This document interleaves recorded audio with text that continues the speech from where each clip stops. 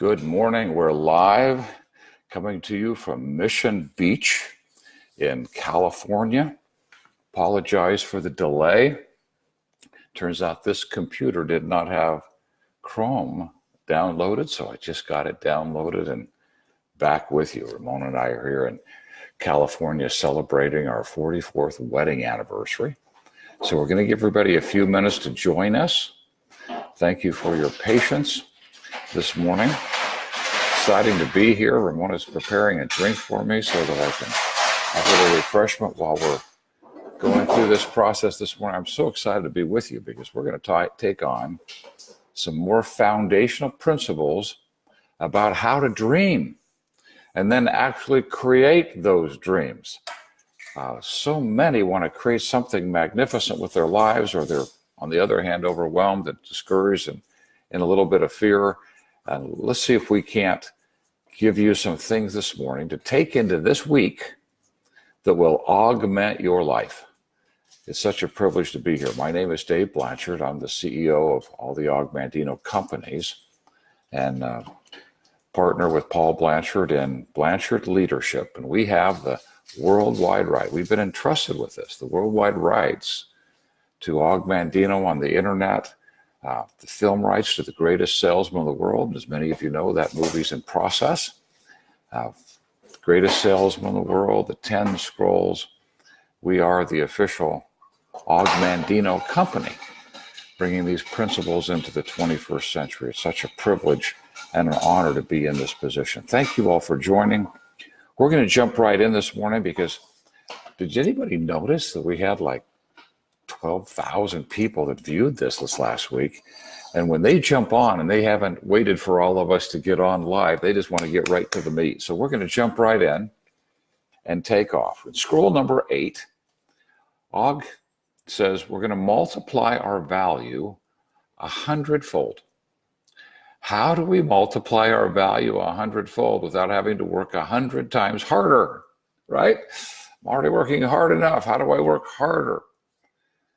Well, it's not about working harder. It's about making a different set of decisions and living by a different set of principles.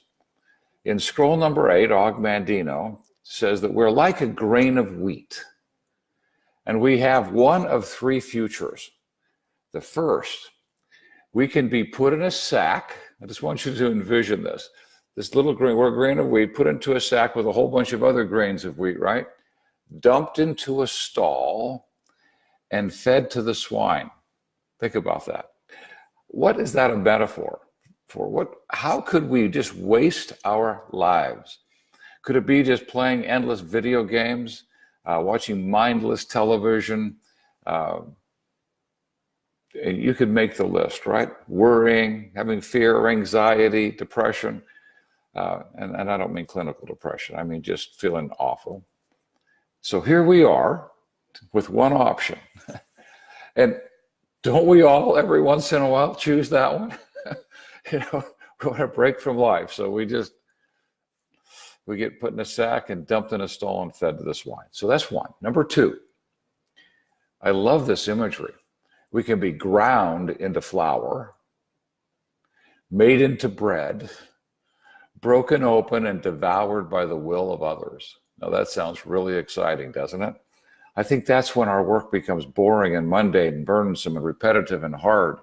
Just, you go to work and people spend 45 minutes fueling with coffee just to get going. And the first thing on their mind is a break at 10:30 and then lunch and then a break in the afternoon at 5 o'clock. Boom, the door hits us on the back and we're out, we're done. Because we're just feeling like we're being ground into flour. Now, I don't say that in opposition to anybody's profession or job. Because what we've discovered is not as important what you do as how you choose to do it. And we need every profession filled, every career filled, every job filled to have this world function. So finding something that we feel passionate about, being able to jump in and do the work. The third option, so fed to the swine, ground into flour and broken open, devoured by the will of others. Or third, this is an interesting one. Planted in the darkness of the soil, in order to ripen, which means to mature. Just think about that seed. And it's starting to germinate, and all of a sudden it just pops open and it starts to grow. And isn't it interesting? It always grows toward the sunlight. It doesn't grow down looking for sunlight. It knows where the sunlight is. It grows and sprouts into 100 grains of wheat. And you do that several times, and we can feed the cities of the world. What does Og mean, to be planted in the darkness of the soil? He says the darkness of the soil, that rich humus, that root word of humility, interesting, is to be planted in the darkness of our despairs and our failures and our frustrations, all those life experiences. Now, it's interesting that in today's world, it's like we want to save our children from any pain. So we're having a hard time raising a resilient generation. People who can be knocked down and leap back up. That's what resilient means. Knock down, leap back up, knock down, leap back up. Get knocked down, it's like we don't want to get back up again. We don't know what it's like to be planted in the rich, dark soil, to have things sometimes tough. It's a little bit like metal. We heat it, steel, we heat it so we can burn off the dross, and then we take a hammer to it and beat out the rest of it. And we have this beautiful sword at the end, or a beautiful whatever it might be that we're making, silver chalice for that matter. But we have removed the dross from the silver, from the gold, all the waste. It is pure. We want to be purified. We're purified in heat. Same thing with coal, the pressure on the coal, the law of perturbation that crushes it and makes it into a priceless diamond. And are we all not diamonds in the rough? Sometimes a little bit more like coal than diamond. But it's the heat. But yet, isn't that what we don't want? Can't we just have life be more comfortable and less challenging? And August selling to us, absolutely not. Absolutely not. I was in a meeting the other day with one of our coaches, Cade James, and we were drawing this on the board. He'd been pondering this, and we were just fine-tuning. It was really brilliant. He said we really have two choices. And that's what Og's saying when he says grain fed to the swine, ground to flour, plow the darkness of the soil in order to ripen, to mature, to grow. He said, we can either be seeking comfort or seeking creation. That's interesting. Comfort or creation? Are we seeking comfort? Because if we are, our focus is going to be on our circumstances. And if they're uncomfortable, we're going to keep trying to find ways to make our circumstances comfortable. And we'll start making our lives smaller and smaller and smaller.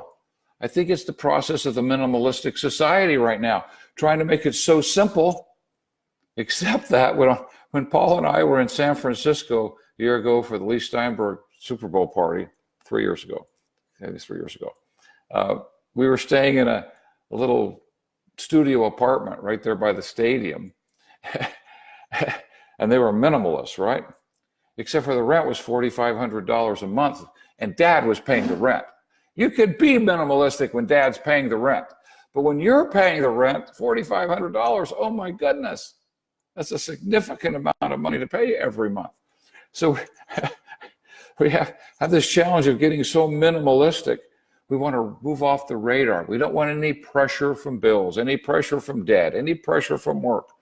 We end up in the backwoods of Montana, in the middle of nowhere, in a log cabin, and then it snows and we freeze to death, right? There's no such place. We seek comfort. We're going to be focused on our circumstances. And we can't make our circumstances create comfort. We become consumers. Consumers of television, consumers of video games, consumers of play and alcohol, drugs, whatever. And we end up miserable. When you seek comfort, misery is the outcome. when you seek to become a creator, to be planted in the darkness of the soil, in order to ripen, when we seek to become a creator, then we focus on improvement. Okay, I want to create. Well, I can't create that thinking like I'm thinking. So I'm going to change my thought processes so that I can think differently. I can act differently, because it's going to require that to get to that place or that thing that I want to create.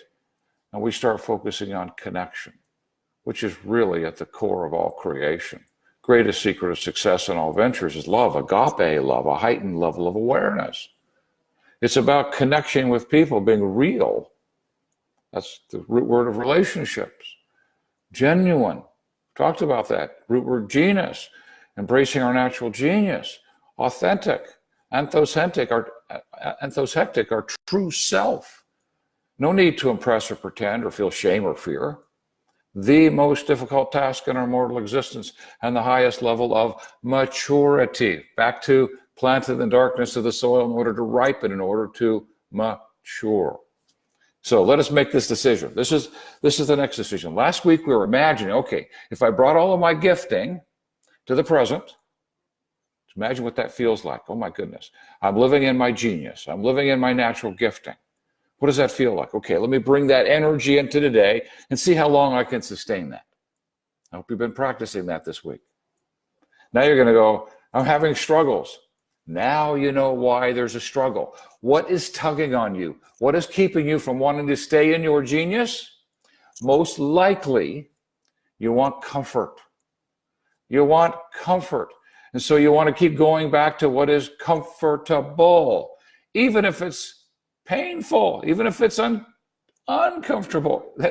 That's what we're used to. When we choose to create, to be planted in the darkness of the soil, to feel that perturbation of the making of the diamond, the cleaning of the dross from the steel, the germination of the seed in that darkness of the soil and growing and sprouting to the 100 grains of wheat, we make that choice, then we're constantly focusing on how to become a better person, the better version of me, the best self. Then we get to hear the dialogue, the self-sabotaging internal dialogue that is keeping us from living in our natural genius. I've said this before and I'll say it again. The Habit Finder, one of the most amazing things we're discovering over and over again, not every time, but like 85% of the time, 88% of the time, 93% of the time. These are significant percentages.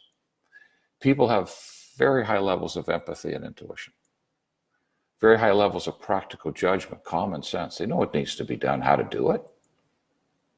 It just takes a crisis or a deadline to get there. You know, delay, jump in. Wow, that wasn't so hard.